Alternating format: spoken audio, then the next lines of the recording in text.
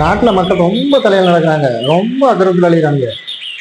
நாம மட்டும் என்னதான் ஒதுங்கி போனாலும் உரண்டை இழுத்தே இருக்கிறாங்க, வம்புக்குனே வராங்க, ஏதாவது ஒரு சிக்கலை உருவாக்கிட்டே இருக்கிறாங்க. எப்படி வாழ்றதுன்னே தெரியல. ரொம்ப வெறுத்து போச்சு. இந்த மானிட பிறப்புகளுக்கு மத்தியில இந்த பூமியில வாழ முடியாது போல இருக்கு. என்னடா பண்ணலாம் அப்படின்னு யோசிக்கும் போது நமக்கு ஒரு விஷயம் புலப்பட்டது. சிங்கம், புலி, சிறுத்தை, வேங்கை இதுகெல்லாம் வாழ்ந்துட்டு இருக்கிற அதே காட்டுல தான் மான், முயல், மயில் எல்லாம் வாழ்ந்துட்டு இருந்தது. மான், முயல், மயில் இவங்களை எல்லாம் அடிச்சு சாப்பிடுறதையே தொழிலா வச்சிருந்தவங்க தான் சிங்கம், புலி எல்லாம். அழிச்சுக்கிட்டு இருந்த இனம் அழிஞ்சு போச்சு, அழிஞ்சுக்கிட்டு இருந்த இனம் பெருகி போச்சு. இன்னைக்கு மயில் கோடிக்கணக்கில் இருக்குது, முயல் லட்சக்கணக்கில் இருக்குது, மான்கள் ஆயிரக்கணக்கில் இருக்குது. ஆனா அதையெல்லாம் அழிச்சு சாப்பிட்ட சிங்கம், புலி, சிறுத்தை எல்லாம் எங்க? ஜூவில் இருக்கு. இதுல இருந்து என்ன தெரியுது? ஓடி ஒளிந்து வாழ்வதில் தப்பே இல்லை.